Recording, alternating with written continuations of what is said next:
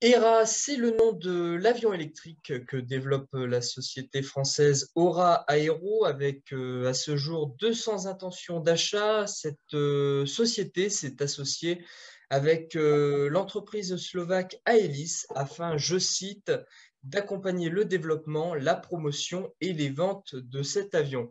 Alors évidemment, pour parler de ce projet prometteur dans le monde des avions à électrons, j'ai le plaisir de recevoir Jérémy Caussade, le président d'Aura Aero. Bonjour Jérémy. Bonjour. Alors Jérémy, pour parler très simplement aux personnes qui nous regardent et qui nous écoutent, est-ce que tu pourrais nous présenter ce qu'est ce projet ERA, puisque chez Aura Aero, on vous connaît surtout pour la partie aviation de voltige, mais ce projet ERA, est-ce que tu peux nous en parler déjà pour nous le présenter? Oui, tout à fait. Merci de me donner l'opportunité de pouvoir présenter un avion de transport régional de 19 places à propulsion électrique et qui s'inscrit dans le cadre de la mise sur le marché d'avions bas carbone qui correspondent aux besoins de mobilité d'une part et de décarbonation de l'aviation d'autre part. Alors effectivement, la région Occitanie, me semble-t-il, a apporté un soutien important à ce projet dans le cadre d'une aviation plus verte. Est-ce que tu peux nous parler des paramètres techniques de cet avion? Tu l'as expliqué, 19 places, on est plutôt sur le tronçon des avions régionaux. C'est ce que signifie en tout cas le nom ERA. Est-ce que tu peux nous donner quelques autres paramètres techniques de cet avion? Oui, bien sûr. Le but est de faire un avion plus électrique, un avion qui finalement utilise tous les bénéfices de la propulsion électrique pour être capable de mener à bien tout un tas de missions assez diverses et variées. Le principe général qu'on peut retenir, c'est que c'est un avion avec une propulsion électrique, donc hybride. C'est un avion avec des hélices, des moteurs électriques, des batteries et un turbogénérateur qui permet d'avoir le range nécessaire et aussi les marges de sécurité opérationnelle qui sont associées à une exploitation commerciale d'avions. C'est aussi l'occasion de pouvoir reproposer une version moderne du commuteur, donc ce 19 places, qui est un avion utilitaire, avec des commandes de vol électriques, avec une architecture système très moderne, avec une capacité de pouvoir faire à terme des opérations monopilotes, single pilot operation, d'avoir une grande porte cargo pour pouvoir avoir suffisamment de versatilité et la capacité de pouvoir poser, grâce à la propulsion, sur des distances relativement courtes, voire des pistes non préparées. Voilà, c'est un petit peu tout ça à la fois. C'est finalement la réponse d'avions bas carbone sur le plus gros avion commercial qui semblait légitime à développer dès maintenant avec un marché réel. Et pourquoi 19 places? Parce que au-delà, on sort de l'aviation générale pour entrer dans l'aviation lourde, les large aéroplanes, dans lequel la certification n'est pas encore prête pour ce type d'avion. Donc il y a une espèce d'équilibre entre un besoin de renouvellement de peu d'offres dans le monde moderne et d'autre part sur la capacité à pouvoir amener un avion bas carbone qui sera plus tard un avion net zéro émission dans un contexte de certification existant. Alors, chez Aura Aero, on vous connaît, je le disais durant l'introduction, surtout pour cette série d'avions de voltige intégrale.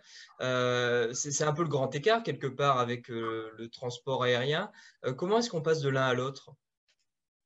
Alors, on a la grande chance d'être à Toulouse. Effectivement, si on a commencé côté Aura par un avion en biplace de formation à capacité voltige, qui est la famille intégrale, on a quand même en interne beaucoup de savoir-faire issus de nos vies précédentes à faire des avions beaucoup plus gros. Et donc, du coup, finalement, cet avion régional, pour nous, est un équilibre assez représentatif de ce que nous sommes chez Aura. C'est-à-dire qu'à la fois, une conviction profonde que la décarbonation va passer aussi par des avions légers et qu'on doit s'y atteler. C'est ce qu'on a fait dès le début avec Intégral et qu'on continue. Et en même temps, avec une gamme avions commerciaux des avions un peu plus gros, avec une société associée à ce type de programme plus grosse, et que l'équilibre pour nous, on va le trouver dans le fait d'avoir à la fois des avions légers, mais aussi des avions commerciaux, et de pouvoir regarder comment on peut capitaliser de l'un vers l'autre et l'autre vers l'un. Par exemple, le premier avion électrique qui volera chez nous est un biplace électrique qui devrait voler cette année, qui est tout électrique pour le coup, donc un intégral électrique. Le travail de préparation à la mise en vol de cet avion-là et d'un enseignement très grand dans la préparation du programme du 19 places, parce qu'on retrouve des hélices, des moteurs électriques, des packs batteries, de la distribution électrique de forte puissance, que du coup, on a une communication possible et on la retrouvera un peu plus tard avec le développement du 19 places effectué ou en bonne voie, avec la capacité de pouvoir utiliser certaines des briques développées sur l'avion commercial qui pourront bénéficier aux avions plus légers. Alors, pour parler un peu, pour vulgariser la chose à nos auditeurs et aux personnes qui nous écoutent, hein, vous êtes sur la plateforme de Toulouse Francazal, où vous avez un espace assez important et où vous faites voilà, les fabrications de ces machines. Parlons un petit peu aussi de cette intention de vente, il y a à ce jour 200 intentions, c'est bien ça? Oui, tout à fait. On a communiqué sur une première grosse lettre d'intention de 200 appareils de la part du lessor Amedeo, qui est quelque chose de très important pour nous parce que ça a lancé le mécanisme de préparation à la commercialisation d'ERA. Mais ça nous permet également, et on pourra annoncer d'autres lettres d'intention dans les semaines et mois à venir, parce que le retour est excellent et on travaille beaucoup. À quoi ça nous aide tout ça? D'une part, avoir une réponse du marché sur l'intérêt pour le programme des 19 places qu'on développe, d'une part. D'autre part, pour avoir dès le début des compagnies aériennes et des acteurs de l'aéronautique éclairés qui peuvent nous aider à faire des grands arbitrages qu'on a à faire tout au long du développement de l'avion. Ça leur permet à eux de prendre un peu connaissance le plus tôt possible sur les équilibres d'un avion hybride, qu'est-ce que ça peut faire, pas faire, et comment on peut arriver à trouver un avion qui soit le plus proche possible des besoins des opérateurs. Donc de les associer. Et nous, évidemment, de renforcer les spécifications jusqu'au moment où on rentre dans une phase de design détaillé. Et donc, c'est tout ce travail-là, et Aelis nous aide à le faire. Il n'est pas le seul, mais Aelis est un partenaire de poids pour nous dans l'identification de ces compagnies aériennes éclairées et intéressées et potentiellement clientes qui se matérialisent d'une part par de lettres d'intention et d'autre part par la participation à notre Airline Zero, dans lequel on prépare la mise en opération de l'avion qui sera développé. Alors, Amedeo est une société de leasing, hein, encore une fois, pour expliquer à nos auditeurs, et qui a une flotte d'à peu près une quarantaine d'appareils. Vers quel type de compagnie aérienne, et est-ce qu'il y a peut-être des noms de compagnies aériennes qui ont montré un intérêt d'ores et déjà pour ce projet ERA et pour exploiter cet appareil une fois en leasing chez Amedeo, par exemple? Alors, on ne peut pas à date encore annoncer des compagnies aériennes, mais effectivement, on travaille avec un certain nombre d'entre elles. Ce que je peux vous dire, c'est que sur un avion régional, les typologies de clients, c'est soit des majors qui ont un réseau domestique régional fort, et il y en a dans le monde, soit des compagnies régionales qui sont directement dans ce monde-là et qui exploitent des avions commutaires, des fois un peu plus petits, ou des avions un peu plus gros comme des ATR ou des Q400, des Dash. Ça peut être aussi des opérateurs cargo pour faire du transport de fret. Le 19 places a l'intérêt de pouvoir se poser sur des terrains beaucoup plus courts, donc beaucoup plus proches de la destination finale des livraisons. Donc là, il y a un intérêt. On travaille également avec des opérateurs logistiques. Et enfin, c'est aussi la possibilité de pouvoir faire de l'air taxi au sens actuel du terme, c'est-à-dire de pouvoir faire du vol groupé ou du vol partagé, mais dans des vols pas sur des vols réguliers. Alors effectivement, avec Aelis, la commercialisation de cette machine commence. On est évidemment qu'aux prémices, hein, bien avant il y aura toutes les étapes de certification, les premiers vols d'essai. Mais est-ce que c'est simple d'intégrer un avion électrique de ligne au sein d'une compagnie aérienne aujourd'hui? Est-ce qu'on a quelques schémas? Parce que tout ce qu'on a aujourd'hui, ce sont les avions de type Virus, voilà, qui a réussi à certifier anciennement Pipistrel, par exemple, mais on n'a pas d'exemple à la taille d'une compagnie aérienne et sur une exploitation comme le demande une compagnie aérienne. Oui, complètement. En ce sens, c'est une première, mais les enjeux de décarbonation sont tels qu'on se doit de développer ces avions-là. Et c'est la raison pour laquelle le 19 places pour nous est vraiment le programme adapté en tant que premier avion commercial mis sur le marché, parce que l'enjeu est bien ces jalons-là, parce qu'on a besoin de décarboner notre aviation et nos usages. Donc la réponse est oui, les compagnies concernées considèrent très très sérieusement ces embarquements de ces nouvelles technologies, ces nouveaux avions-là dans la flotte.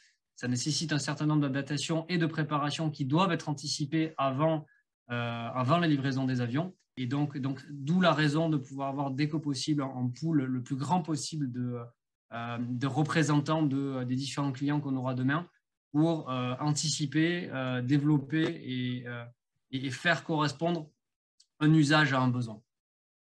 Est-ce qu'être pionnier dans l'aviation électrique de ligne comme vous l'êtes avec donc Aura Aero et ce projet ERA, est-ce que ça suppose aussi d'imaginer les procédures et puis toute la supply chain qui fera qu'on pourra mettre en place un tel avion sur les grands hubs européens et du monde entier? Ça consiste aussi en ça?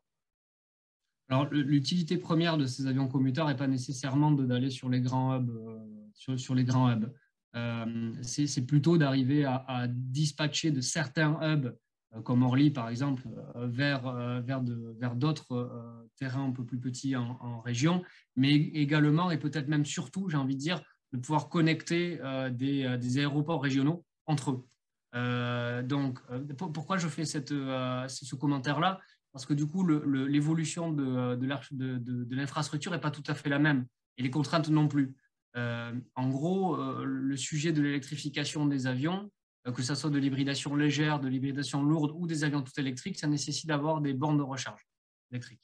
Donc ça, il faut qu'il y ait une évolution qui soit faite et que ces bornes soient pensées, construites et disponibles sur les différents terrains concernés. Ce qui est un sujet, mais qui est un sujet relativement maîtrisé maintenant dans la logique de le développement massif de la mobilité électrique, qu'elle soit terrestre ou aérienne.